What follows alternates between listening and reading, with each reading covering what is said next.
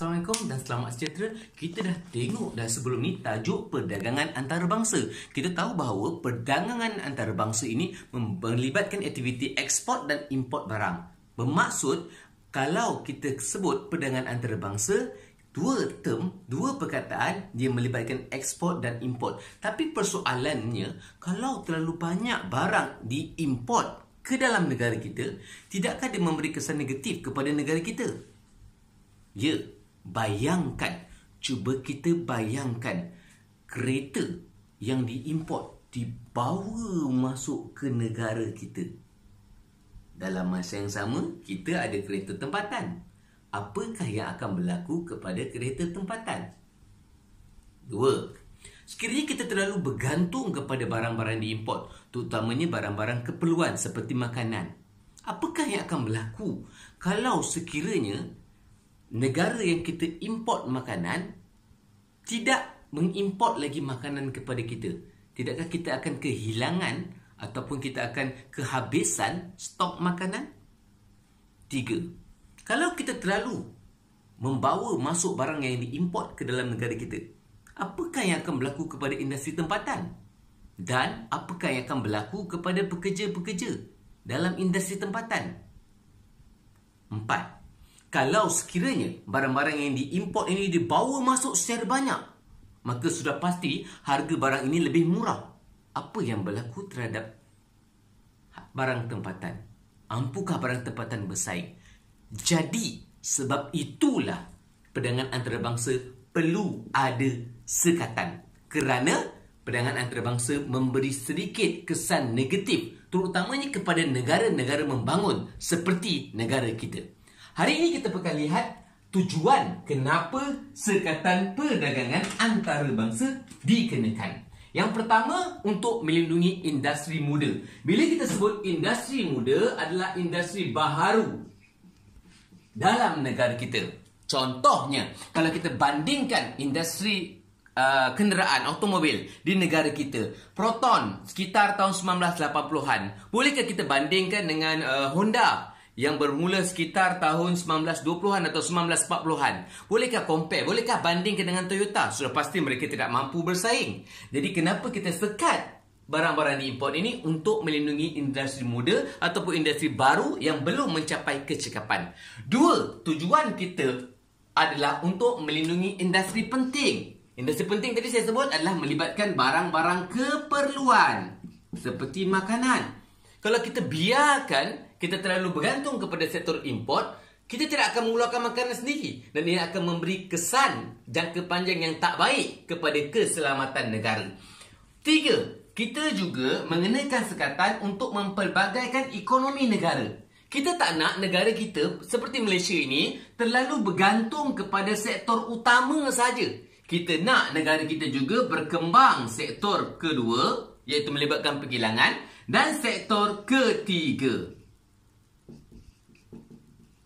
Seterusnya, kenapa kena adakan sekatan? Untuk meningkatkan guna tenaga. Dengan berkembangnya sektor kedua dan ketiga, dia akan memberikan peluang pekerjaan kepada penduduk di negara kita. Secara tak langsung, guna tenaga akan meningkat. Seterusnya, melalui sekatan, dia juga dapat memperbaiki imbangan pembayaran. Kerana dengan sekatan, import akan berkurang. Bila import berkurang, aliran keluar wang akan berkurang. Aliran keluar wang berkurang, maka imbangan pembayaran akan dapat diperbaiki. Dan yang terakhir, untuk menghindari dasar lambakan. Apa itu dasar lambakan? Seperti yang saya cakap awal tadi, dasar lambakan adalah dasar membawa masuk barang import secara pukal, secara banyak. Ini menyebabkan harga barang import menjadi terlalu rendah dan barang tempatan tidak dapat bersaing. Maka sekatan perlu dikenakan untuk menghindari dasar lambakan. Persoalannya, macam mana kita nak sekat? Untuk menyekat aktiviti perdagangan antarabangsa,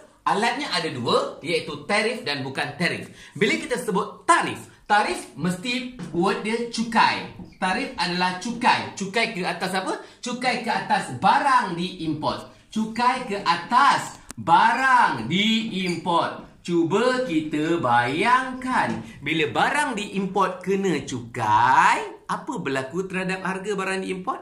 sudah pasti harga dia akan meningkat. Bila harga dia meningkat, import akan berkurang. Dan ingat, bila kita sebut cukai, cukai melibatkan hasil kepada kerajaan. Maka bila bincangkan tarif, satu, cukai tarif melibatkan harga. Dua, tarif menyebabkan kuantiti diimport. Dan tiga, tarif memberi hasil kepada kerajaan. Kita akan lihat gambar rajanya sebentar nanti.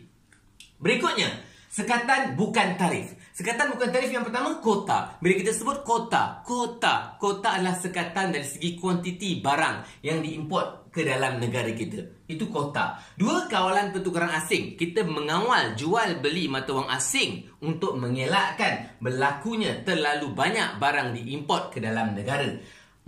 Tiga, embargo. Embargo bermaksud kita mengenakan sekatan, larangan membawa masuk barang dari negara-negara tertentu. Contohnya, kita memang mengenakan embargo ke atas barang-barang yang dikeluarkan dari negara Israel. Sebab Malaysia tak pernah mengiktiraf Israel sebagai sebuah negara. Dan yang keempat, peraturan dari segi kawalan kesihatan dan keselamatan. Okey, kita akan bincangkan dengan lebih dalam mengenai tarif. Sini.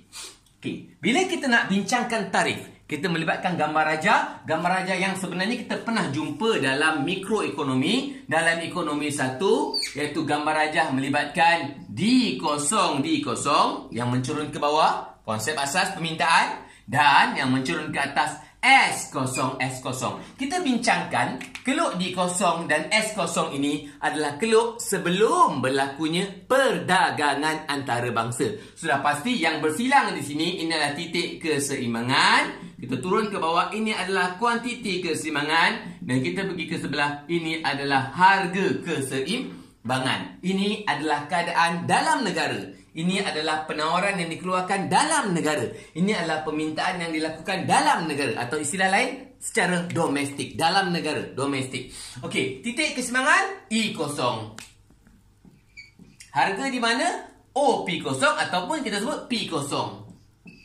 Kuantiti di mana? OQ kosong ataupun kita sebut juga Q kosong. Boleh juga kita sebut Q kosong.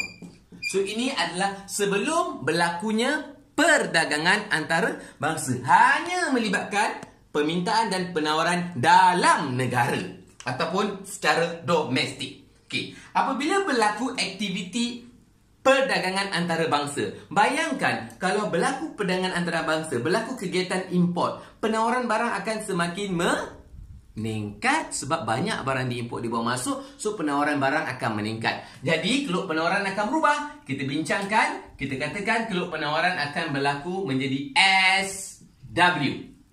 Okey, selepas berlakunya perdagangan antarabangsa, SW. Okey, apa berlaku di SW? Sekarang kita kata keluk penawaran adalah di SW.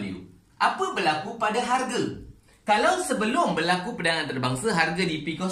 Tapi disebabkan berlaku perdagangan antarabangsa, penawaran meningkat, maka harga turun. Dari P0, harga kini jadi P1.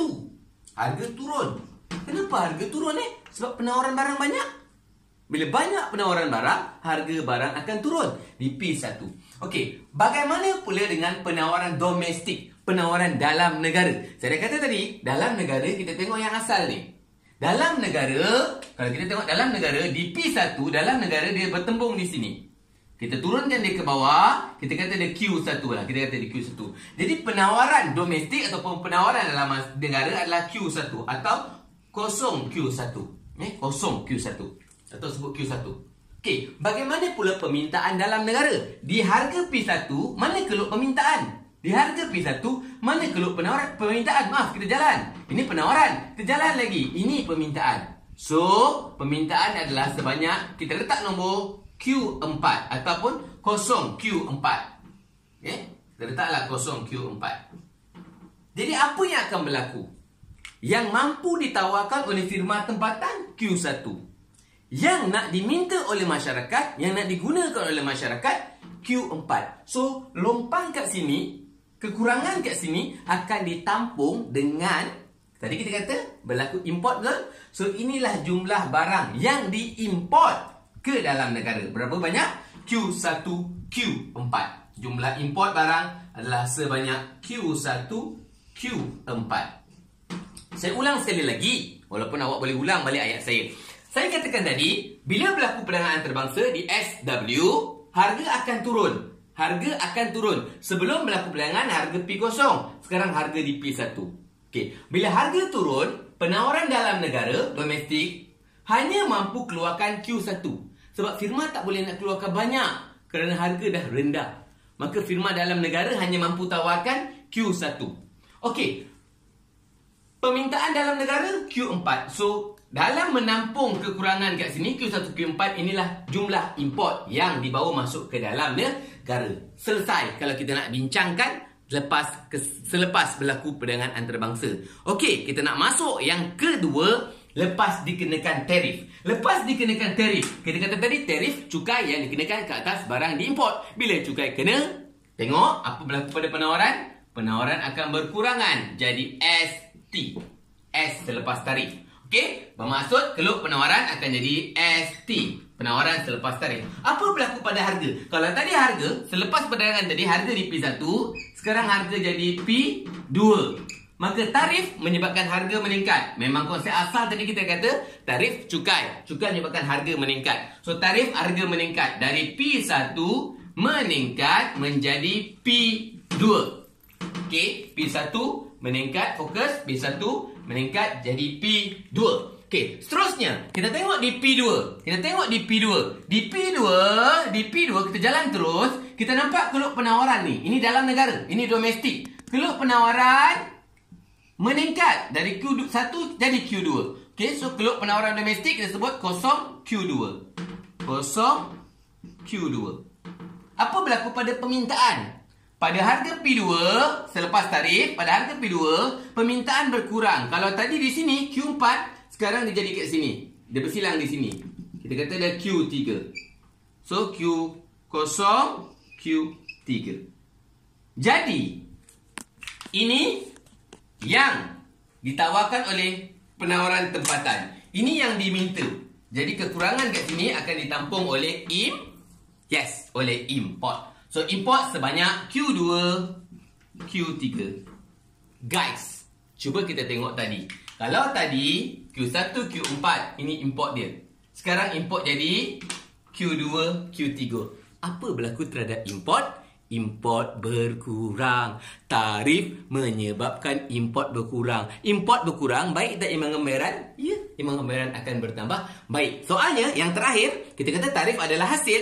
Tarif adalah cukai. Cukai mesti beri kesan kepada kerajaan. Iaitu cukai mesti memberi hasil kepada kerajaan. So, berapakah hasil yang kerajaan perolehi? Ini, kotak ini.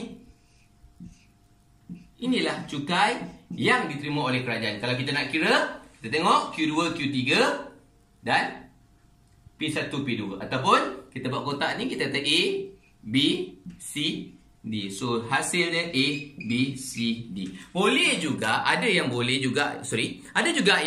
secara nombor, tak jadi masalah. Yang penting tarif, kesan dia, harga akan naik, import akan berkurang dan memberi hasil kepada kerajaan. Ini adalah gambar rajah untuk kita bincangkan kesan tarif. Saya ulang sekali lagi untuk minit yang terakhir. Kalau kita nak bincangkan ini yang pangkat asal itu adalah sebelum berlaku perdagangan. Selepas berlaku perdagangan, kita lihat di SW atau SPAB ataupun S1 ataupun apa-apa nombor saja.